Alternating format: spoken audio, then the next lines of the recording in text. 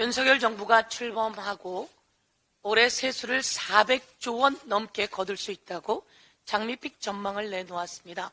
그런데 세수는 감소되고 있습니다.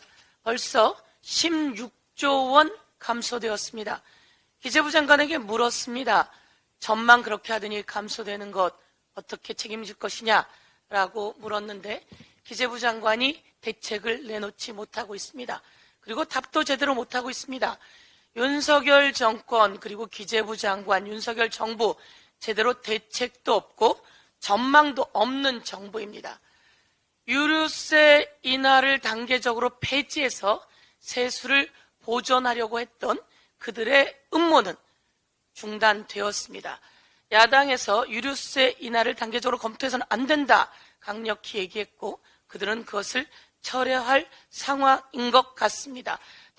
다행히 야당이 이에 대해서 지적하고 있어 대한민국 국민에게 가는 피해를 줄일 수 있습니다. 그런데 여러 가지 세제를 개편해서 또 서민 증세를 만들어서 세제 부족분을 채우려고 합니다. 그리고 물가를 인상해 가면서 세제 부족분을 채우려고 합니다. 이에 대해서도 물었습니다. 추경호 장관은 제대로 답변하지 못하고 있었습니다.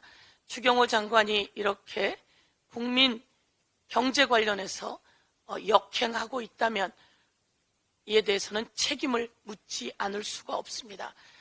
누누이 말씀드렸습니다. 바보야, 문제는 경제야. 윤석열 정권은 국민의 경제를 망가뜨리고 있다. 이렇게 말씀드리겠습니다. 전세 피해자들이 3명에 걸쳐서 청년들이 세상을 떠났습니다.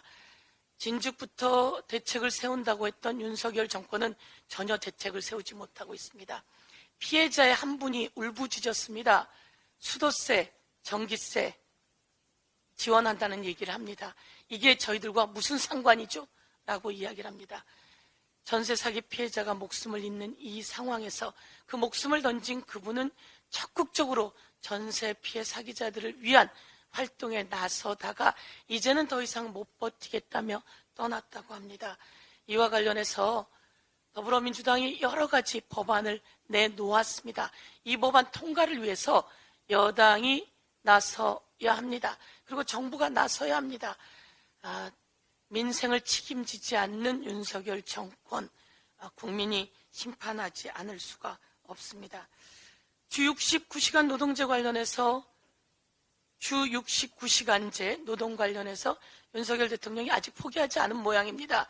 입법 예고 기간이 벌써 끝났고 그리고 모두 다 안 된다라고 이야기하는데 윤석열 대통령이 다시 설문조사 운운하고 있습니다. 반노동자 윤석열 정권, 노동자들의 심판이 기다리고 국민의 심판이 기다릴 것입니다. 이상입니다.